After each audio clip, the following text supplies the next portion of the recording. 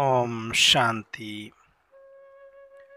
ನಾವೆಲ್ಲ ಆತ್ಮರು ಆತ್ಮೀಯ ಸ್ಮೃತಿಯಲ್ಲಿ ಸ್ಥಿತರಾಗಿ ನಾವೆಲ್ಲ ಆತ್ಮರ ತಂದೆ ಒಬ್ಬ ಪರಮಾತ್ಮ ಶಿವನನ್ನು ಸ್ಮೃತಿಸುತ್ತಾ ಈ ಸತ್ಯವನ್ನು ಅರಿಯಲು ನಿಮಿತ್ತನಾಗಿರುವ ಪ್ರಜಾಪಿತ ಬ್ರಹ್ಮ ಜಗದಂಬಾ ಸರಸ್ವತಿ ಮಮ್ಮಾರವರನ್ನು ಸ್ಮೃತಿ ಮಾಡುತ್ತಾ ಈ ಒಂದು ಮುರಳಿ ಚಿಂತನೆಯನ್ನು ಪ್ರತಿದಿನ ಓಂ ಶಾಂತಿ ಟಿವಿ ಮುಖಾಂತರ ಆಲಿಸುತ್ತಿರುವ ಮತ್ತು ವೀಕ್ಷಿಸುತ್ತಿರುವ ನನ್ನೆಲ್ಲ ಸಹೋದರಾತ್ಮರಿಗೆ ಸ್ವಾಗತ, ಸುಸ್ವಾಗತ. ಪ್ರತಿದಿನದಂತೆ ಈ ದಿನವೂ ಸಹ ಬಾಬಾರವರು ಮುರಳಿಯಲ್ಲಿ ಅನೇಕ ವಿಚಾರಗಳನ್ನು ಕೊಟ್ಟಿದ್ದಾರೆ. ಅದರಲ್ಲೂ ವಿಶೇಷವಾಗಿ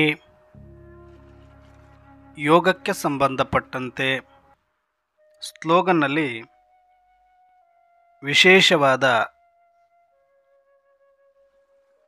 ಮಹಾವಾಕ್ಯವನ್ನು ಕೊಟ್ಟಿದ್ದಾರೆ.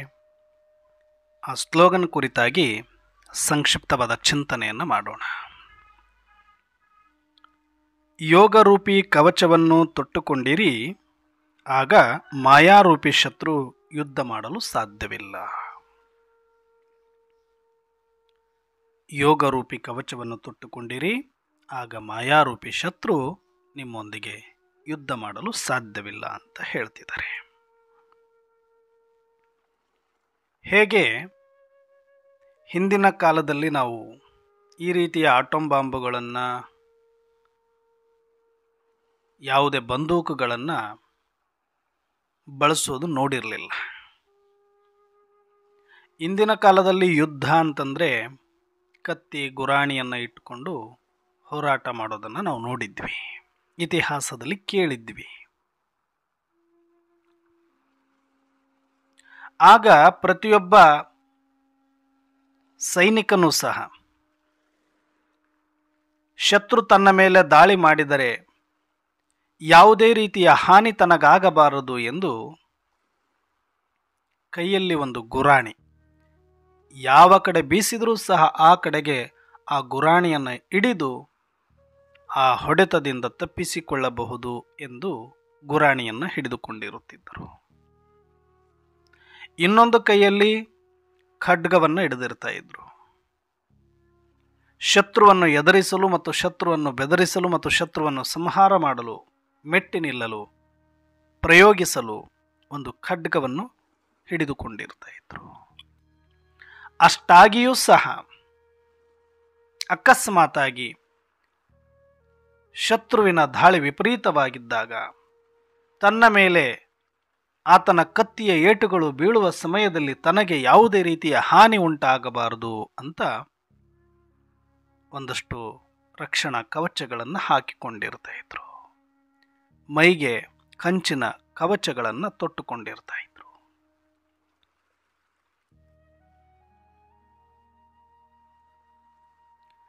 ಹಾಗೆ ಇಲ್ಲಿ ಬಾಬಾರವರು ಸಹ ಹೇಳ್ತಿದ್ದಾರೆ, ನಿಮಗೆ ಯಾವುದೇ ರೀತಿಯ ಮಾಯ ದಾಳಿ ಮಾಡಬಾರದು ಅಂದರೆ ನೀವು ಒಂದು ಕವಚವನ್ನು ಹಾಕ್ಕೊಳ್ಬೇಕು. ಯಾವುದು? ಯೋಗರೂಪಿ ಕವಚ. ಅದನ್ನು ಈಗಿನ ಕಾಲಕ್ಕೆ ಹೋಲಿಸಿ ಹೇಳೋದಾದರೆ, ಈಗ ಅಬ್ಬಬ್ಬ ಅಂತಂದರೆ ಯಾರೂ ಕೂಡ ಆ ಥರ ಕತ್ತಿ ಗುರಾಣಿ ಇಟ್ಕೊಂಡು ಯುದ್ಧ ಮಾಡುವವರು ಇಲ್ಲ. ಶತ್ರುಗಳು ಕೂಡ ಈಗ ತುಂಬ ಫಾರ್ವರ್ಡ್ ಆಗಿಬಿಟ್ಟಿದ್ದಾರೆ, ತುಂಬ ಅಪ್ಗ್ರೇಡ್ ಆಗಿದ್ದಾರೆ. ಈಗ ಏನಿದ್ರು ಕೂಡ ಬಂದೂಕಿಂದ ಶೂಟ್ ಮಾಡ್ತಾರೆ, ಬುಲೆಟ್ಗಳನ್ನು ಹರಿಸ್ತಾರೆ. ಹಾಗಾಗಿ ಈಗ ದೊಡ್ಡ ದೊಡ್ಡ VIP ಏನು ಮಾಡ್ತಾರೆ, ಬುಲೆಟ್ ಪ್ರೂಫ್ ವಾಹನಗಳನ್ನೇ ಅವರು ಬಳಸ್ತಾರೆ, ಬುಲೆಟ್ ಪ್ರೂಫ್ ಮನೆಗಳನ್ನು ಬಳಸ್ತಾರೆ, ಬುಲೆಟ್ ಪ್ರೂಫ್ ಜಾಕೆಟ್ಗಳನ್ನು ಬಳಸ್ತಾರೆ.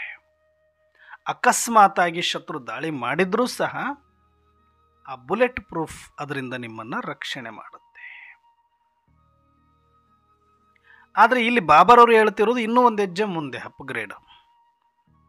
ನೀವು ಯೋಗರೂಪಿ ಕವಚವನ್ನು ಧರಿಸಿದ್ದೇ ಆದರೆ ನಿಮ್ಮ ಮೇಲೆ ಆ ಶತ್ರು ಯುದ್ಧನೇ ಮಾಡೋದಿಲ್ಲ ಅಂತ ಹೇಳ್ತಿದ್ದಾರೆ. ಅವ್ರು ಯಾಕೆ ವೇಸ್ಟ್ ಮಾಡ್ಕೊಳ್ತಾರೆ? ಬುಲೆಟ್ ಪ್ರೂಫ್ ಹಾಕಿದ್ದಾರೆ ಅಂತ ಗೊತ್ತಾಗಿಯೂ ಕೂಡ ಬಂದೂಕಿನಿಂದ ಬುಲೆಟ್ಗಳನ್ನು ಹರಿಸಿದರೆ ವೇಸ್ಟ್ ಆಗೋದು ಬುಲೆಟ್ಗಳೇ ಹೊರತಾಗಿ ಅದರಿಂದ ಲಾಭ ಏನೂ ಇರೋದಿಲ್ಲ. ಆದರೆ ಮಾಯೆ ಅಷ್ಟು ದಡ್ಡ ಇಲ್ಲ, ಅಷ್ಟು ದಡ್ಡತನ ಮಾಡೋದಿಲ್ಲ ಮಾಯೆ. ನೀವು ಯೋಗರೂಪಿ ಕವಚವನ್ನು ಧರಿಸ್ಕೊಂಡಿದ್ರಿ ಅಂದರೆ ನಿಮ್ಮ ಹತ್ರನೂ ಸುಳಿಯೋದಿಲ್ಲ, ಅದು ವೇಸ್ಟ್ ಮಾಡ್ಕೊಳ್ಳಲ್ಲ ತನ್ನ ಬುಲೆಟ್ಸನ್ನು, ತನ್ನ ಸಮಯವನ್ನು ಅಂತ ಹೇಳ್ತಾರೆ ಬಾಬಾ. ಅಷ್ಟು ಅಪ್ಗ್ರೇಡ್ ಇದೆ ಮಾಯೆ. ನೀವು ಕಂಪ್ಲೀಟ್ ಆಗಿ ಯೋಗದ ಸ್ಥಿತಿಯಲ್ಲಿ ಸ್ಮೃತಿಯಲ್ಲಿ ಇದ್ದಿದ್ದೇ ಆದರೆ ನಿಮ್ಮ ಹತ್ರಕ್ಕೆ ಅದು ಬರೋದಿಲ್ಲ. ಯಾಕಂದರೆ ಅದರ ಸಮಯ ನಿಮ್ಮ ಮೇಲೆ ಇನ್ವೆಸ್ಟ್ ಮಾಡಲಿಕ್ಕೆ ಅದು ರೆಡಿ ಇಲ್ಲ. ನೀವು ಯಾವಾಗ ಅಸ್ತ್ರದಿಂದ ಹೊರಗಡೆ ಬಂದಿರ್ತೀರಿ ಆಗ ಒಂದು ಕ್ಷಣವೂ ಯೋಚನೆ ಮಾಡೋದಿಲ್ಲ, ನಿಮ್ಮನ್ನು ಒಂದು ಸೆಕೆಂಡಲ್ಲಿ ಅಟ್ಯಾಕ್ ಮಾಡಿ ತನ್ನ ಅಧೀನ ಮಾಡಿಕೊಳ್ಳುತ್ತೆ. ಅಲ್ಲಿಯ ತನಕ ಕಾಯುತ್ತೆ ಹೊರತಾಗಿ ತನ್ನ ಸಮಯವನ್ನು ತನ್ನ ಶಕ್ತಿಯನ್ನು ನಿಮ್ಮ ಮೇಲೆ ಪ್ರಯೋಗ ಮಾಡುವುದಿಲ್ಲ. ಅಷ್ಟು ಗ್ಯಾರಂಟಿ ಬಾಬರವರಿಗೆ ಮಾಯೆ ಮೇಲೆ. ಯಾಕೆ ಅಂದರೆ ಮಾಯೆ ಯಾವತ್ತೂ ಕೂಡ ವಿನಾಕಾರಣ ತನ್ನ ಸಮಯವನ್ನು ಶಕ್ತಿಯನ್ನು ವ್ಯಯ ಮಾಡೋದಿಲ್ಲ ಅನ್ನೋ ಸೂಕ್ಷ್ಮತೆಯನ್ನು ಇಲ್ಲಿ ತಿಳಿಸಿದ್ದಾರೆ.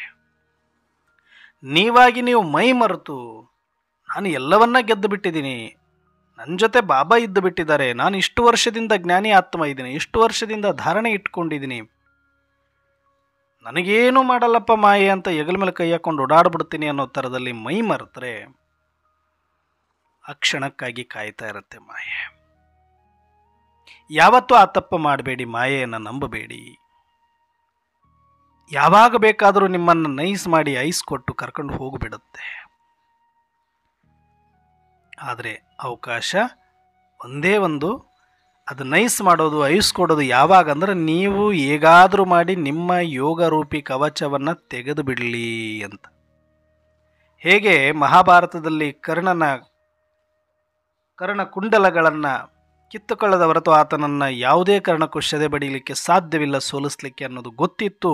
ಅಂಥ ಶಕ್ತಿಶಾಲಿ ಕರ್ಣ ಮತ್ತು ಅಷ್ಟೊಂದು ಶಸ್ತ್ರಾಸ್ತ್ರಗಳನ್ನು ಹೊಂದಿದ್ದ ಕರ್ಣನನ್ನು ಸೋಲಿಸಬೇಕು ಅಂದರೆ ಮೊದಲು ಯುಕ್ತಿಯಿಂದ, ಆತನ ಬಲಹೀನತೆಯಿಂದಲೇ ಆತನ ಕರ್ಣಕುಂಡಲಗಳನ್ನು ಕಸಿದುಕೊಳ್ಳಬೇಕಾಯಿತು. ಯುಕ್ತಿಯಿಂದ ಆತನಲ್ಲಿರುವ ದಾನ ಮಾಡುವ ಬುದ್ಧಿಯನ್ನೇ, ಒಳ್ಳೆಯ ಸುಬುದ್ಧಿಯನ್ನೇ ದುರುಪಯೋಗಪಡಿಸಿಕೊಂಡು ಬಲಹೀನತೆಯನ್ನಾಗಿ ಮಾಡಿಕೊಂಡು ಆತನ ಕರ್ಣಕುಂಡಲಗಳನ್ನು ಇಸಿದುಕೊಂಡು ಆಮೇಲೆ ಆತನನ್ನು ಸಾಯಿಸಲಾಗುತ್ತೆ. ಅದು ಯಾವಾಗ? ಮೈ ಮರೆತು ಕೆಳಗಡೆ ರಥದ ಚಕ್ಕಡಿಯನ್ನು ಸರಿ ಮಾಡುವಾಗ. ಹಾಗೆ ಮಾಯೆ ಅನ್ನುವಂಥದ್ದು ನಿಮಗೆ ನೈಸ್ ಮಾಡುತ್ತೆ, ನಿಮ್ಮ ಫ್ರೆಂಡ್ ಥರ ಟ್ರೀಟ್ ಮಾಡುತ್ತೆ. ನಿಮಗೇನೂ ಆಗೇ ಇಲ್ಲ, ಏನೂ ಆಗೋದಿಲ್ಲ. ನೀವು ಕೆಲವು ಸಲ ಯಾವಾಗಿದು ಫ್ರೆಂಡ್ ಆಗುತ್ತೆ ಮಾಯೆ ಅಂದ್ರೆ ನೋಡಿ, ನೀವೇನೋ ಒಂದು ನಿಮಗೆ ಗೊತ್ತಿದ್ದೋ ಗೊತ್ತಿಲ್ಲದೋ ತಪ್ಪು ಮಾಡ್ತೀರಿ, ಉಲ್ಲಂಘನೆ ಮಾಡ್ತಾರೆ, ಶ್ರೀಮತದ ಉಲ್ಲಂಘನೆ ಮಾಡ್ತೀರಿ. ಅಮೃತ ವೇಳೆ ಎದ್ದೇಳದೇ ಇರ್ಬೋದು, ಮುರಳಿ ಕೇಳದೇ ಇರ್ಬೋದು, ಏನೋ ಒಂದು ಊಟದ ವಿಚಾರದಲ್ಲಿ ಯಾವುದೋ ಒಂದು ಶ್ರೀಮತಕ್ಕೆ ವಿರುದ್ಧವಾಗಿ ನಿಮ್ಮ ಒಳಗಡೆ ನಡೆಯುತ್ತೆ ಒಂದು. ಅವತ್ತು ನೀವೇನು ಅಂದ್ಕೊಳ್ತೀರಿ? ಓ, ಇವತ್ತೇನೋ ಕಾದಿದೆ ನನಗೆ, ಬಾಬರವ್ರೇನೋ ಶಿಕ್ಷೆ ಕೊಟ್ಟು ಬಿಡ್ತಾರೆ ನನಗೆ, ಇವತ್ತೇನೋ ಆಗ್ಬಿಡುತ್ತೆ ಅಂತ ನೀವು ಅಂದ್ಕೊಳ್ತೀರಿ. ಅವತ್ತೇನೂ ಆಗೋದಿಲ್ಲ. ಅವತ್ತಿನ್ನೂ ಸಪೋರ್ಟಿವ್ ಆಗಿರುತ್ತೆ ನಿಮಗೆ. ಯಾಕಂದರೆ ಅವತ್ತು ಬಾಬಾರವರು ಶಿಕ್ಷೆ ಕೊಡಲಿಲ್ಲ ನಿಜ, ಆದರೆ ಮಾಯೆ ಈ ನಿಮ್ಮ ಬಲಹೀನತೆಯನ್ನು ತನ್ನ ಲಾಭವನ್ನಾಗಿ ಮಾಡಿಕೊಳ್ಳೋದಕ್ಕೆ ನಿಮಗಿನ್ನೂ ಹೆಚ್ಚಿನ ರೀತಿಯಲ್ಲಿ ಸಪೋರ್ಟ್ ಮಾಡಿ ನಿಮ್ಮನ್ನು ಮೈ ಮರೆಸಲಿಕ್ಕೆ ನಿಮ್ಮ ಹತ್ರಕ್ಕೆ ಹೆಚ್ಚಿನ ಸಹಯೋಗಕ್ಕೆ ಬಂದು ನಿಂತ್ಕೊಳ್ಳುತ್ತೆ. ಇವ್ರನ್ನ ಯಾಮಾರಿಸೋದಕ್ಕೆ ಇದು ಒಳ್ಳೆಯ ಟೈಮು ಅಂತ ನೀವು ಯಾವತ್ತು ಶ್ರೀಮತದ ಉಲ್ಲಂಘನೆ ಮಾಡ್ತೀರಿ ಅವತ್ತು ನೀವು ಏನೋ ಆಗುತ್ತೆ ಅಂತ ಅಂದ್ಕೊಳ್ತೀರಿ. ಬಟ್ ವಿಪರೀತ ಏನು ಅಂದರೆ ಅದಕ್ಕೆ ವಿರುದ್ಧವಾಗಿ ನಿಮಗಿನ್ನೂ ಒಳ್ಳೆಯದೇ ಆಗ್ತಾ ಬರುತ್ತೆ, ಒಳ್ಳೆಯದೇ ಆಗ್ತಾ ಹೋಗುತ್ತೆ. ಯಾಕಂದರೆ ಮಾಯ ಸಪೋರ್ಟ್ ನಿಮಗೆ ತುಂಬ ಸಿಗುತ್ತೆ. ಇಲ್ಲ, ಇವನು ಹಿಂಗೆ ಅಂದ್ಕೊಳ್ಬೇಕು, ನಾನು ಏನೇ ತಪ್ಪು ಮಾಡಿದರೂ ಕೂಡ ನನಗೇನೂ ಆಗೋದಿಲ್ಲ, ಏನೂ ಆಗೋದಿಲ್ಲ, ಏನೂ ಆಗೋದಿಲ್ಲ ಅನ್ನುವ ಭ್ರಮೆಯಲ್ಲಿ ಬರಬೇಕು. ಎಲ್ಲ ಇನ್ನೂ ಒಳ್ಳೆಯದೇ ಆಗ್ತಾ ಇದೆ, ಯಾರೂ ನೋಡ್ತಾ ಇಲ್ಲ, ಏನೂ ಗೊತ್ತಾಗ್ತಾ ಇಲ್ಲ ಅನ್ನೋ ಥರದಲ್ಲೇ ನಿಮ್ಮನ್ನು ತಗೊಂಡೋಗುತ್ತೆ ಮಾಯೆ. ಯಾಕೆ? ನಿಧಾನವಾಗಿ ನಿಧಾನವಾಗಿ ನಿಧಾನವಾಗಿ ನಿಮ್ಮನ್ನು ನಿಮ್ಮ ಸ್ಮೃತಿಯಿಂದ ಬಿಡಿಸೋದ್ರ ಕಡೆಗೆ ಅದು ಗಮನ ಇರುತ್ತೆ. ಯಾವಾಗ ನೀವು ನಿಮ್ಮ ಸ್ವಸ್ಮೃತಿಯಿಂದ ಹೊರಗಡೆ ಬಂದು ಪರಮಾತ್ಮನ ನೆನಪಿಂದ ಹೊರಗಡೆ ಬಂದು ಯೋಗರೂಪಿ ಕವಚವನ್ನು ಕಳಿಸ್ತೀರಿ ಅಂತ ಅದು ಕಾಯ್ತಾ ಇರುತ್ತೆ. ಅಲ್ಲಿಯ ತನಕನೂ ಕೂಡ ನಿಮ್ಮ ಸಣ್ಣ ಪುಟ್ಟ ತಪ್ಪುಗಳು ಮಾಡಿದಾಗ, ಶ್ರೀಮತದ ಉಲ್ಲಂಘನೆಯಾದಾಗ, ನೀವು ಪ್ರಾಯಶ್ಚಿತ್ತ ಪಡುವ ಸಮಯದಲ್ಲೂ ಕೂಡ ಅದಕ್ಕೆ ಅವಕಾಶ ಕೊಡದೆ, ಅದನ್ನು ತಿದ್ದುಕೊಳ್ಳೋದಕ್ಕೂ ಅವಕಾಶ ಕೊಡದೆ, ಇನ್ನೂ ಹೆಚ್ಚು ನಿಮಗೆ ಸಪೋರ್ಟಿವ್ ಆಗಿ ಬಂದು ನಿಂತು ಒಳ್ಳೆಯ ಕೆಲಸಗಳನ್ನು ಸಕ್ಸಸ್ ಮಾಡಿಬಿಡುತ್ತೆ. ಆವಾಗಲೇ ನಿಮಗೆ ಬಂದು ನಿಮಗನ್ಸುತ್ತೆ, ಅರೆ ನಾನು ಇವತ್ತು ಶ್ರೀಮತ ಉಲ್ಲಂಘನೆ ಮಾಡಿದ್ದೀನಲ್ವಾ, ಇವತ್ತು ಈ ಕೆಲಸ ಆಗಲ್ಲ ಅಂದ್ಕೊಂಡಿದ್ದೆ ಅಲ್ವಾ, ಇಷ್ಟು ಈಸಿ ಆಗ್ಬಿಡುತ್ತಲ್ವಾ, ಓಹೋ ಪರವಾಗಿಲ್ಲ, ಇಷ್ಟು ಮಾಡಿದರೆ ಏನೋ ತೊಂದರೆ ಇಲ್ಲ ಅಂತ ಅನಿಸುತ್ತೆ. ಈ ಥರ ಸಣ್ಣದರಿಂದ ಎಲ್ಲಿಯ ತನಕ ಅದು ನಿಮಗೆ ಸಪೋರ್ಟಿವ್ ಆಗಿ ನಿಲ್ಲುತ್ತೆ ಅಂದರೆ, ಬಾಬಾನೂ ಸಪೋರ್ಟ್ ಮಾಡಲಿಕ್ಕಿಲ್ಲ, ಅಷ್ಟು ಸಪೋರ್ಟ್ ಮಾಡೋಕ್ಕೆ ನಿಂತುಬಿಡುತ್ತೆ. ಯಾಕಂದರೆ ಬಾಬನಿಗೆ ನಿಯಮ ಇದೆ, ಮಾಯೆಗೆ ಯಾವ ನಿಯಮ ಇಲ್ಲ. ಬಾಬನಿಗೆ ಬಂಧನ ಇದೆ ಡ್ರಾಮದ್ದು, ಮಾಯೆಗೆ ಯಾವ ಬಂಧನ ಇರೋಲ್ಲ. ಹಾಗಾಗಿ ನಿಮಗೆ ಕಂಪ್ಲೀಟಾಗಿ ಕನ್ಫ್ಯೂಸಲ್ಲಿ ಬಂದುಬಿಡ್ತೀರಿ. ಕನ್ಫ್ಯೂಸಲ್ಲಿ ಬಂದು ಒಂದು ಕ್ಷಣ, ನಡೆಯುತ್ತೆ, ನಾವು ಬಾಬನ ಮಕ್ಕಳಲ್ವಾ, ನಮ್ಮನ್ನು ಕ್ಷಮಿಸ್ತಾರೆ ಬಿಡಿ ಬಾಬಾ, ಏನು ತೊಂದರೆ ಇಲ್ಲ ಬಿಡಿ ಅಂದ್ಕೊಂಡು ನಿಮಗೆ ನೀವೇ ನಿಮ್ಮ ಬೆನ್ನು ತಟ್ಕೊಂಡು ಸಮಾಧಾನ ಮಾಡಿಕೊಂಡು, ಪರವಾಗಿಲ್ಲ, ಸಣ್ಣ ಪುಟ್ಟ ತಪ್ಪುಗಳು ಮಾಡಬಹುದು, ಈ ಥರ ನಿಮ್ಮನ್ನು ನೀವು ಅಂದ್ಕೊಂಡು ಆವಾಗ ನಿಧಾನಕ್ಕೆ ದೊಡ್ಡ ತಪ್ಪುಗಳು ಅರ್ಥ ಸ್ಮೃತಿ ಕಡಿಮೆ ಆಗ್ತಾ ಹೋಗುತ್ತೆ, ನಿಶ್ಚಯ ಕಡಿಮೆ ಆಗ್ತಾ ಹೋಗುತ್ತೆ, ಓವರ್ ಕಾನ್ಫಿಡೆನ್ಸ್ ಹೆಚ್ಚಾಗತ್ತೆ, ಏನು ಮಾಡಿದರೂ ನಡೆಯುತ್ತೋ ಅನ್ನುವ ಅಹಂಕಾರ ಒಳಗಡೆ ಮನೆ ಮಾಡುತ್ತೆ. ನಾನು ಇಷ್ಟು ವರ್ಷ ಮಾಡಿಬಿಟ್ಟಿದ್ದೀನಿ, ತ್ಯಾಗ ತಪಸ್ಸು ಎಲ್ಲ ಸಿದ್ಧಿಸಿಬಿಟ್ಟಿದೆ ಅನ್ನುವ ಭ್ರಮೆಯಲ್ಲಿ ಬಂದುಬಿಡುತ್ತೇವೆ. ಇದೆಲ್ಲ ಆಗ್ತಾ ಇದ್ದಂತೆ ನಿಧಾನವಾಗಿ ಯಾವ ಆತ್ಮದ ಸ್ಮೃತಿ ಅಭ್ಯಾಸ ಮತ್ತು ಪರಮಾತ್ಮ ತಂದೆಯ ಪ್ರೀತಿಯಲ್ಲಿ ನಿರಂತರವಾಗಿ ಇರುವವರು ನಿಧಾನ ಎಲ್ಲೋ ಒಂದು ಕ್ಷಣ ನಾವು ಆತ್ಮದ ಸ್ಮೃತಿಯನ್ನು ಕಡಿಮೆ ಮಾಡಿಕೊಂಡು ಬಿಡ್ತೀವಿ. ಸ್ವಸ್ಮೃತಿಯನ್ನು ಬಿಟ್ಟು ಬಹಿರ್ಮುಖದಲ್ಲಿ ಬರ್ತೀವಿ. ಆಗ ನಮ್ಮನ್ನು ಕಂಪ್ಲೀಟಾಗಿ ಮಾಯ ಸೆದೆಬಡಿದು ತುಳಿದು ಹಾಕಿಬಿಡುತ್ತೆ. ಅವತ್ತು ನಮಗೆ ಗೊತ್ತೇ ಆಗೋದಿಲ್ಲ ಎಲ್ಲಿ ಬಂದು ಬಿದ್ದಿದ್ದೀವಿ ನಾವು ಅಂತ. ಅಷ್ಟರ ಮಟ್ಟಿಗೆ ಮಾಯೆ ನಮ್ಮ ಅವಕಾಶಕ್ಕಾಗಿ ಕಾಯ್ತಾ ಇರುತ್ತೆ. ಅಂದರೆ ಅದು ಯಾವತ್ತೂ ಕೂಡ ನೀವು ಯೋಗದಲ್ಲಿದ್ದಾಗ, ನೀವು ಸ್ಮೃತಿ ಸ್ವರೂಪರಾಗಿದ್ದಾಗ, ಕವಚಧಾರಿಯಾಗಿದ್ದಾಗ ನಿಮ್ಮ ಹತ್ರಕ್ಕೂ ನೋಡಲ್ಲ, ನೀವು ಅದರದ್ದು ಶತ್ರುನೇ ಕಾಣಿಸಲ್ಲದು. ಯಾಕಂತಂದರೆ ಶತ್ರು ಯಾರು ಅಂತಂದರೆ ಎಲ್ಲಿ ಬಲಹೀನತೆ ಇರುತ್ತೆ ಅವ್ರನ್ನ ಶತ್ರುವಾಗಿ ನೋಡಿ ಅವ್ರನ್ನ ಸೆದೆ ಬಡಿಯುತ್ತೆ. ಅಲ್ಲಿಯ ತನಕ ನಿಮ್ಮ ಹತ್ರ ಮಿತ್ರತ್ವನೇ ಇಟ್ಕೊಳ್ಳುತ್ತೆ. ನಿಮ್ಮಲ್ಲಿ ಒಂದು ಬಲಹೀನತೆ, ಒಂದು ತಪ್ಪು ಆಗೋವರೆಗೂ ನಿಮ್ಮ ಹತ್ರ ಫ್ರೆಂಡ್ಶಿಪ್ಪೇ ಚೆನ್ನಾಗಿ ಇಟ್ಕೊಳ್ಳೋಕೆ ನೋಡುತ್ತೆ ಅದು. ಆದರೆ ಒಂದು ಸಲ ನಿಮ್ಮ ಸ್ಮೃತಿಯಿಂದ ಹೊರಗಡೆ ಬಂದ್ರಿ ಅಂದರೆ ಒಂದೇ ತಪ್ಪಿನಲ್ಲಿ ನಿಮ್ಮನ್ನು ಎಲ್ಲಿಗೆ ಬೇಕಾದರೂ ತೊಗೊಂಡೋಗಿ ತುಳಿದಾಕ್ಬಿಡುತ್ತೆ. ಹಾಗಾಗಿ ಬಾಬಾರವರು ಹೇಳ್ತಾರೆ, ಇದು ನಡೀತಾನೆ ಇರುತ್ತೆ ಸಣ್ಣ ಪುಟ್ಟ ವಿಚಾರದಲ್ಲಿ. ಎಲ್ಲಿಯ ತನಕ ದ ಎಂಡ್ ತನಕನೂ ಇದು ನಡೀತಾ ಇರುತ್ತೆ. ಮಾಯೆಗೂ ನಮಗೆ. ಆದರೆ ಬಿದ್ದಿರ್ಬೋದು, ಮತ್ತೆ ಎದ್ದು ನಿಂತ್ಕೊಳ್ಳಿ, ಮೈ ಕೊಡವಿ ನಿಂತ್ಕೊಳ್ಳಿ, ಪಾಠ ಕಲಿಯಿರಿ ಅದರಿಂದ. ಓಹೋ, ಇಲ್ಲಿ ತನಕ ನೈಸ್ ಮಾಡಿ ಐಸ್ ಕೊಟ್ಟು ಸಣ್ಣ ಪುಟ್ಟ ತಪ್ಪು ಮಾಡಿದಾಗೂ ಬೆನ್ನು ತಟ್ಟಿ ನನ್ನ ಕೆಲಸಗಳೆಲ್ಲ ಸಕ್ಸಸ್ ಮಾಡಿಕೊಟ್ಟಿದ್ದು ಬಾಬಾನೂ ಅಲ್ಲ, ನಾನು ಇಲ್ಲಿ ತನಕ ಮಾಡಿರುವ ಪುಣ್ಯನೂ ಅಲ್ಲ, ಬದಲಾಗಿ ಮಾಯೆ ಅಂತ ಗುರುತಿಸಬೇಕು ನೀವು. 1 ಸಲ ಪೆಟ್ಟು ತಿನ್ನಿ, 2 ಸಲ ಪೆಟ್ಟು ತಿನ್ನಿ, 3 ಸಲ ಪೆಟ್ಟು ತಿನ್ನಿ. ಪುರುಷಾರ್ಥಿಗಳಿಗೇನೆ ಪೆಟ್ಟು ಬೀಳೋದು, ಸಾಧಕರಿಗೇನೆ ಅವಮಾನಗಳಾಗೋದು, ನಿಂದನೆಗಳಾಗೋದು. ಆದರೆ ಎಚ್ಚರ ಆಗಬೇಕಂತೂ ನಿಜ. ಓಹೋ, ನಾನು ಏನೇ ಸಣ್ಣ ಪುಟ್ಟ ಮಾಡಿದರೂ ಕೂಡ ತೊಂದರೆ ಆಗದಂಗೆ ನೀಟಾಗಿ ನನಗೆಲ್ಲ ಕೆಲಸ ಮಾಡಿಕೊಡ್ತಾ ಇರೋದು ಮಾಯೆ. ಇನ್ನು ಮುಂದೆ ನಾನು ಸ್ವಲ್ಪ ಯಾಮಾರಿದರೂ ನನಗೆ ಕಟ್ಟಿಟ್ಟ ಬುತ್ತಿ ಸೋಲು. ಈ ಸತ್ಯವನ್ನು ಅರ್ಥ ಮಾಡಿಕೊಂಡು, ರಿಯಲೈಸ್ ಮಾಡಿಕೊಂಡು, ಪಶ್ಚಾತ್ತಾಪ ಪಟ್ಟು ನಾನು ಯಾವಾಗಲೂ ಸ್ಮೃತಿಯಲ್ಲಿರುವ ಅಭ್ಯಾಸದ ಕಡೆಗೆ ಗಮನ ಕೊಡಬೇಕು. ಇದು ನಾವು ಮಾಡಿಕೊಳ್ಬೇಕು, ನಮ್ಮ ಮನಸ್ಸಿನೊಳಗಡೆ ನಾವು ಮಾತಾಡಿಕೊಳ್ಬೇಕೇ ಹೊರತಾಗಿ ಇದು ಯಾವ ಪಾಠ ಓದೋದ್ರಿಂದ, ಯಾವ ಮುರಳಿ ಕೇಳೋದ್ರಿಂದ, ಯಾರ ಪ್ರವಚನಗಳನ್ನು ಕೇಳೋದ್ರಿಂದ ಬರೋದಲ್ಲ. ಇದು ರಿಯಲೈಸೇಷನ್ ಸ್ವಂತ ಮಾಡಬೇಕಾಗಿರೋದು. ನಮ್ಮ ಒಳಗಡೆ ಏನು ನಡೀತಾ ಇದೆ ಅದು ಯಾರಿಗೂ ಗೊತ್ತಿರಲ್ಲ. ಒಳಗಡೆ ಏನಿದ್ದೀನಿ, ವಾಟ್ ಈಸ್ ಐ, ನಾನೇನು ಅಂತ ನನಗೆ ಮಾತ್ರ ಚೆನ್ನಾಗಿ ಗೊತ್ತು, ಇನ್ನು ಯಾರಿಗೂ ಗೊತ್ತಿಲ್ಲ. ಆದರೆ ಒಬ್ಬರಿಗೆ ಮಾತ್ರ ಗೊತ್ತು, ಅದು ಮಾಯೆಗೆ. ನನ್ನನ್ನು ಜೀವನದಲ್ಲಿ ಯಾರೂ ಅರ್ಥ ಮಾಡ್ಕೊಂಡಿಲ್ಲ ಅನ್ನೋ ಒಂದು ಡೈಲಾಗ್ ಕಾಮನ್ ಆಗಿ ಎಲ್ಲರೂ ಹೇಳ್ತಿರಲ್ಲ, 100% ಶ್ಯೂರ್ ಅದಕ್ಕಾಗಿಯೇ ಬಂದಿದ್ದಾರೆ ನಿಮ್ಮನ್ನು ಚೆನ್ನಾಗಿ ಅರ್ಥ ಮಾಡ್ಕೊಳ್ಳೋರೊಬ್ಬರು. ಅವರು ಯಾರು? ಬಾಬಾ. ಖಂಡಿತ ಅಲ್ಲ, ಆ ತಪ್ಪು ಬಾಬಾ ಎಂದೂ ಮಾಡಲ್ಲ. ನಮ್ಮನ್ನು ಅರ್ಥ ಮಾಡ್ಕೊಂಡು ಬಾಬಾರವ್ರಿಗೆ ಏನೂ ಆಗಬೇಕಾಗಿಲ್ಲ, ಅವ್ರ ಕೆಲಸ ಅವ್ರು ಮಾಡ್ತಿದ್ದಾರೆ ಅಷ್ಟೆ. ನಿಮ್ಮನ್ನು ಅರ್ಥ ಮಾಡ್ಕೊಳ್ಳುವ ಅವಶ್ಯಕತೆ ಇರೋದು ಅಥವಾ ನಿಮ್ಮನ್ನು ಚೆನ್ನಾಗಿ ಅರ್ಥ ಮಾಡ್ಕೊಳ್ಳೋರು ಬೇಕು ಅಂತ ಹೇಳ್ತಿದ್ರಲ್ವ, ಅದು ಯಾರು ಅಂದರೆ ಮಾಯೆ. ಜೀವನದಲ್ಲಿ ನಿಮ್ಮನ್ನು ಯಾರಾದರೂ ತುಂಬ ಚೆನ್ನಾಗಿ ಅರ್ಥ ಮಾಡ್ಕೊಂಡ್ಬಿಟ್ಟಿದ್ದಾರೆ ಅಂತಂದರೆ, ಯಾರೂ ಅರ್ಥ ಮಾಡ್ಕೊಳ್ಳಲ್ಲ ನನ್ನ ಮನಸ್ಸು ಅಂತಿಲ್ಲ, ಏನು ಹಿಂಗೆ ದೊಡ್ಡ ಸಾಚಾ ಥರ ನಿಮ್ಮ ಮನಸ್ಸು, ಏನು ದಾನಸೂರಕರಣ ಒಳಗಡೆ ಎಲ್ಲ ಸತ್ಯತೆ ತುಂಬಿಕೊಂಡಿದೆ ಅನ್ನಂಗೆ ಆಡ್ತಿದ್ವಲ್ವ. ಇವಾಗ ಅರ್ಥ ಮಾಡ್ಕೊಳ್ಳೋರೊಬ್ಬರು ಬಂದಿದ್ದಾರೆ, ತೋರಿಸಿ ಮನಸ್ಸನ್ನು ನೀಟಾಗಿ ಅರ್ಥ ಮಾಡ್ಕೊಂಡಿದ್ದಾರೆ. ಇಡೀ ಜೀವನದಲ್ಲಿ ನಿಮ್ಮನ್ನು ಯಾರೂ ಇಷ್ಟು ಜನ್ಮಗಳಲ್ಲಿ ಅರ್ಥ ಮಾಡ್ಕೊಂಡಿಲ್ಲ, ಅಷ್ಟು ಚೆನ್ನಾಗಿ ಮಾಯೆ ನಿಮ್ಮನ್ನು ಅರ್ಥ ಮಾಡ್ಕೊಂಡಿದೆ. ಸ್ವಲ್ಪ ಯಾಮಾರಿದ್ರೆ ಬಂದು ಹಿಡಿಯುತ್ತೆ ನೋಡ್ರಿ, ಮೂಗು ಗಂಟ್ಲಕ್ಕೆ ಕೈ ಹಾಕಿ. ಅವತ್ತು ಗೊತ್ತಾಗುತ್ತೆ ಅರ್ಥ ಮಾಡ್ಕೊಂಡ್ರೆ ಗತಿ ಏನಾಗಿರೋದು ಅಂತ. ಭಾಳಷ್ಟು ಜನ ಹೇಳ್ತೀವಿ, ಪತಿ ಪತ್ನಿಗೆ ಹೇಳ್ತೀವಿ, ಮಕ್ಕಳು ತಂದೆ ತಾಯಿಗೆ ಹೇಳ್ತೀವಿ, ತಂದೆ ತಾಯಿ ಮಕ್ಕಳಿಗೆ ಹೇಳ್ತಾರೆ. ನನ್ನನ್ನು ಕಡೆಯವರೆಗೂ ಅರ್ಥ ಮಾಡ್ಕೊಂಡಿಲ್ಲ ಇವರು. ನಿಜವಾಗ್ಲೂ ನಿಮ್ಮನ್ನು ಅರ್ಥ ಮಾಡ್ಕೊಂಡ್ರೆ 3 ದಿನ ಅವರು ನಿಮ್ಮ ಜೊತೆ ಜೀವನ ಮಾಡಲ್ಲ. ಯಾಕಂದರೆ ಎಲ್ಲರಲ್ಲೂ ಬಲಹೀನತೆಗಳಿದೆ, ಎಲ್ಲರಲ್ಲೂ ತಪ್ಪುಗಳಿದೆ, ಎಲ್ಲರಲ್ಲೂ ರಾಗದ್ವೇಷಗಳಿದೆ, ಎಲ್ಲರಲ್ಲೂ ವಿಕಲ್ಪಗಳು ವಿಕಾರಗಳಿದೆ, ಕುದೃಷ್ಟಿ ಇದೆ. ಇದನ್ನು ಅರ್ಥ ಮಾಡ್ಕೊಂಡಿದ್ರೆ ಯಾರಾದರೂ ನಿಮ್ಮ ಜೊತೆ ಜೀವನ ಮಾಡ್ತಿದ್ರ? ಎಲ್ಲರಲ್ಲೂ ಕಲಿಯುಗ ಇದು ಇರಲೇಬೇಕು, ಇಲ್ಲ ಅಂದ್ರೆ ನೀವು ಕಲಿಯುಗದಲ್ಲಿ ಇರ್ತಾ ಇರಲಿಲ್ಲ. ಅರ್ಥ ಮಾಡ್ಕೊಳ್ಳೋದಕ್ಕೇ ಇವತ್ತು ಬದುಕ್ತಾ ಇದ್ದಾರೆ ಅವರೆಲ್ಲರೂ. ಪತಿ ಪತ್ನಿಯಾಗಿ, ಪತ್ನಿಗೆ ಪತಿಯಾಗಿ, ಮಕ್ಕಳಿಗೆ ತಂದೆ ತಾಯಿಯಾಗಿ, ತಂದೆ ತಾಯಿ ಮಕ್ಕಳಾಗಿ. ಯಾಕೆ ಬದುಕ್ತಿದ್ದಾರೆ ಅಂದರೆ ನಿಮ್ಮ ಮನಸ್ಸನ್ನು ಸರಿಯಾಗಿ ಅರ್ಥ ಮಾಡ್ಕೊಂಡ್ರೆ 3 ನಿಮಿಷ 3 ದಿನ ಜೊತೆಗೆ ಇರೋಕ್ಕಾಗಲ್ಲ ನಾವು. ಅದು ಕೂಡ ಡ್ರಾಮಾ ಕಲ್ಯಾಣಕಾರಿನೇ. ನಿಮಗೆ ಅರ್ಥ ಮಾಡ್ಕೊಳ್ಳೋದೇ ಇರೋ ಥರ ಇರೋದಕ್ಕೇ ನಾವು ಇನ್ನೂ ಜೊತೆಲಿ ಹೋಗ್ತಾ ಇದ್ದೀವಿ. ಇದು ಸತ್ಯ, ಕಹಿ ಸತ್ಯ, ಕಟು ಸತ್ಯ ಕೂಡ.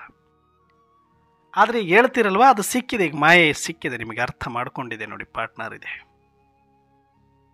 ಏನು ಮಾಡಬೇಕೀಗ? ಎಷ್ಟು ಸರಿಯಾಗಿ ನಡ್ಕೊಳ್ಬೇಕೀಗ ನೀವು? ನಿಮ್ಮ ಮೇಲೆ ಪ್ರತಿಕ್ಷಣ ಗಮನ ಇಟ್ಟಿದೆ ಅದು. ನೀವು ಹೇಳ್ತಿದ್ರಲ್ವ, ನಮ್ಮ ಕಡೆಗೆ ಗಮನನೇ ಇಲ್ಲ, ನಮ್ಮನ್ನು ಯಾರು ಅರ್ಥ ಮಾಡ್ಕೊಳ್ಳೋರೇ ಇಲ್ಲ, ನನ್ನಲ್ಲಿ ಏನಿದೆ ಅಂತ ತಿಳಿದುಕೊಳ್ಳೋರೇ ಇಲ್ಲ ಅಂತ. 100% ನಿಮಗೆ 24x7 CC ಕ್ಯಾಮ್ರಾ ಥರ ನಿಮ್ಮ ಕಡೆಗೆ ಗಮನ ಕೊಡೋರೊಬ್ರು ಇದ್ದಾರೆ. ಬಾಬಾ ಅಂತೂ ಕೊಡಲ್ಲ, ಬಾಬಾನಿಗೆ ಅದು ಬೇಕು ಇಲ್ಲ, ಬಾಬಾನ ಪಾತ್ರನೂ ಅದಲ್ಲ.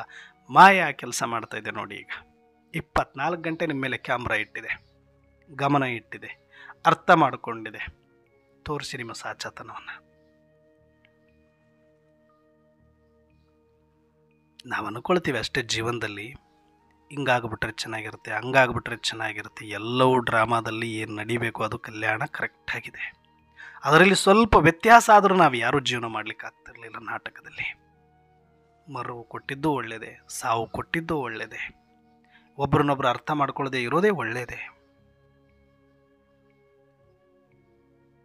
ಇದಿಲ್ಲ ಅಂತಂದರೆ ಈ ಡ್ರಾಮಾ ಇಷ್ಟು ನೀಟಾಗಿ ನಡೆಯೋಕ್ಕಾಗ್ತಿರಲಿಲ್ಲ.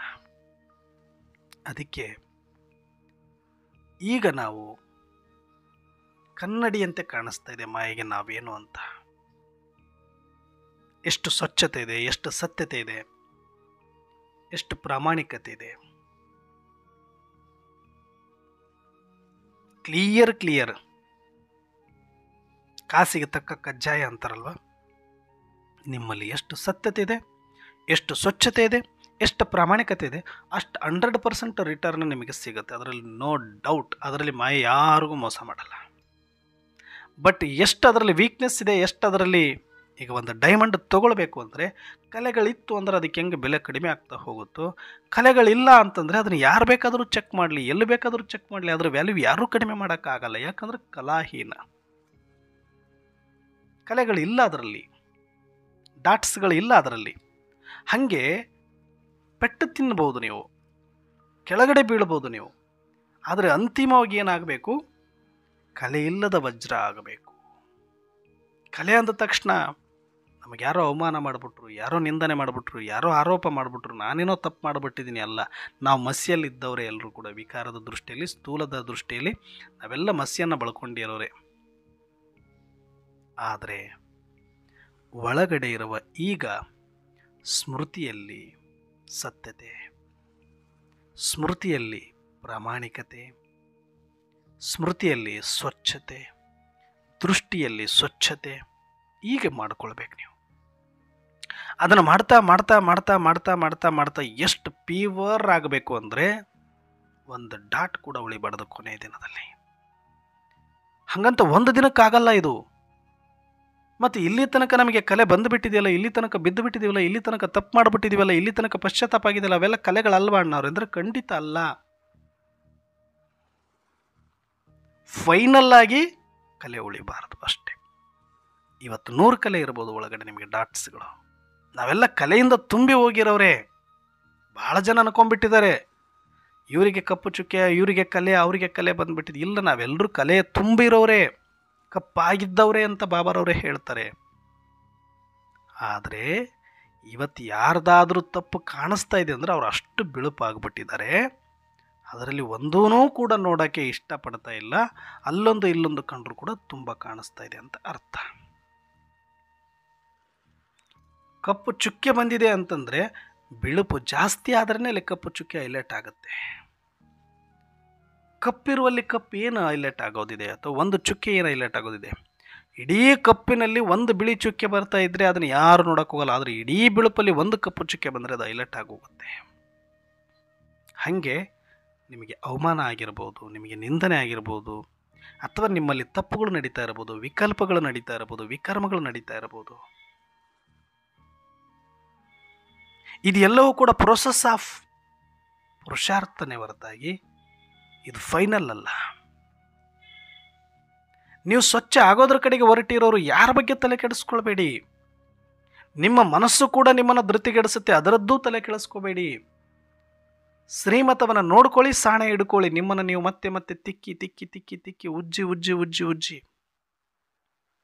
ಹೇಗೆ ಒಂದು ಕಲ್ಲಿನಲ್ಲಿ ಮೂರ್ತಿ ಮಾಡಬೇಕಾದಾಗ ಆ ಮೂರ್ತಿಯ ಆಕಾರದ ಒಂದು ಡಿಸೈನ್ ಮಾಡ್ಕೊಂಡ ಮೇಲೆ ಉಳಿದಿರುವ ಕಲ್ಲನ್ನು ದೊಡ್ಡ ದೊಡ್ಡ ಏಟುಗಳಿಂದ ತೆಗಿಬೇಕಾಗುತ್ತೆ. ಅಯ್ಯೋ ಕಲ್ಲು ಮುರಿದೋಯ್ತು, ಮುಕ್ಕಾಯ್ತು ಅಂತ ಹೇಳೋಕ್ಕಾಗಲ್ಲ. ಮೂರ್ತಿ ಮುಕ್ಕಾಗಬಾರ್ದು. ಕಲ್ಲು ಮುಕ್ಕಾದ್ರೂ ಪರವಾಗಿಲ್ಲ, ಕಲ್ಲು ತುಂಡಾದ್ರೂ ಪರವಾಗಿಲ್ಲ, ಕಲ್ಲು ತೆಗೆದೇಬೇಕದು. ವೇಸ್ಟ್ ಆಗಿರೋದನ್ನು ಕಟ್ ಮಾಡಿ ಬಿಸಾಕಲೇಬೇಕದು. ಆದರೆ ಒಂದು ಸಲ ಮೂರ್ತಿ ಆದಮೇಲೆ ಅದರ ಮೇಲೆ ಏನಾದರೂ ಚುಕ್ಕೆ ಬಿತ್ತು, ಅದರ ಮೇಲೆ ಏನಾದರೂ ಏಟು ಬಿದ್ದರೆ ಅದು ಡಾಟ್ಸ್ ಆಗ್ತಾ ಹೋಗುತ್ತೆ. ಇನ್ನೂ ಕುಸಿರಿ ಕೆಲಸ ನಡೀತಾ ಇದೆ, ನಮ್ಮದು ಫೈನಲ್ ಆಗಿಲ್ಲ ಮೂರ್ತಿ. ಒಂದೇಟು ಬಿದ್ದರೆ ಅದನ್ನ ಉಜ್ಜಿಕೊಂಡು ಮತ್ತೆ ಸರಿ ಮಾಡ್ಕೊಳ್ಬೋದು. ಈಗ ಹೊರಗಿಂದ ಎಕ್ಸ್ಟ್ರಾ ಕಲ್ಲು ಏನಿದೆ ಅದನ್ನು ಕಡ್ದು ಕಡ್ದು ಬಿಸಾಕಬೇಕೀಗ. ಆ ಕೆಲಸ ನಡೀತಾ ಇದೆ ನಮಗೆ. ಇವಾಗ ನಮಗೆ ಕಂಫರ್ಟ್ ಝೋನಿಂದ ನಾವು ಹೊರಗಡೆ ಬರಬೇಕಾಗಿದೆ. ಮಾತುಗಳು ಬರುತ್ತೆ, ಸಮಾಜ ನಮ್ಮನ್ನು ಬೇರೆ ರೀತಿ ನೋಡುತ್ತೆ, ಮನೆಯವರು ನಮ್ಮನ್ನು ಬೇರೆ ರೀತಿ ನೋಡ್ತಾರೆ. ಏನೋ ದೊಡ್ಡ ಸಾಧಕರು ಇವರು, ಏನೋ ದೊಡ್ಡದಾಗಿ ಮಾಡಿಬಿಡ್ತಾರೆ ಇವರು, ಏನೋ ಜಗತ್ತಿನಲ್ಲಿ ಇಲ್ಲದೆ ಇರೋದು ಇವರೇ ಮಾಡಿಬಿಡ್ತಾರೆ. ಮನೆಯವರು ಹಂಗಿಸ್ತಾರೆ, ಸಹಪಾಠಿಗಳು ನಮ್ಮನ್ನು ನಗೆಪಾಟ್ಲಿಗೆ ಈಡು ಮಾಡ್ತಾರೆ. ನಮ್ಮವರೆಲ್ಲರೂ ಕೂಡ ನಮ್ಮನ್ನು ಕೀಳಾಗಿ ನೋಡ್ತಾರೆ. ಅಷ್ಟೇ ಏಕೆ, ನನ್ನ ಮನಸ್ಸು ಕೂಡ ನನ್ನನ್ನು ಎಷ್ಟೋ ಸಲ ಕೆಳಗಾಕಿಬಿಡುತ್ತೆ. ಅದಕ್ಕೆ ಧೃತಿಗೆಡಬೇಡಿ. ಅವರಿಗೆ ಗೊತ್ತಿಲ್ಲ, ಕಲ್ಲಾಗಿರೋರು ಅವರು, ಅವ್ರ ಬಗ್ಗೆ ತಲೆ ಕೆಡಿಸ್ಕೊಳ್ಬೇಡಿ.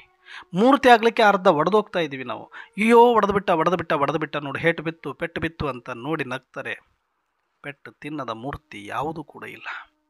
ಹಾಗೆ ನಿಮಗೆ ಅವಮಾನ ಆಗಿರ್ಬೋದು, ತೊಂದರೆ ಆಗಿರ್ಬೋದು, ನೋವಾಗಿರ್ಬೋದು, ಸಂಕಟ ಆಗಿರ್ಬೋದು, ಇದೆಲ್ಲವೂ ಕೂಡ ನಿಮ್ಮನ್ನು ಮೂರ್ತಿ ಮಾಡುತ್ತೆ ಹೊರತಾಗಿ ಇವತ್ತು ನೋಡಿ ನಗ್ತಾರೆ ಅಂತ ನೀವು ಕುಗ್ಗಬೇಡಿ. ಇನ್ನೂ ಪಾಲಿಸಿಂಗ್ ಫಿನಿಶಿಂಗ್ ಇದೆ ನಂದು ಅಂತ ಗೊತ್ತಿರಲಿ ನಿಮಗೆ.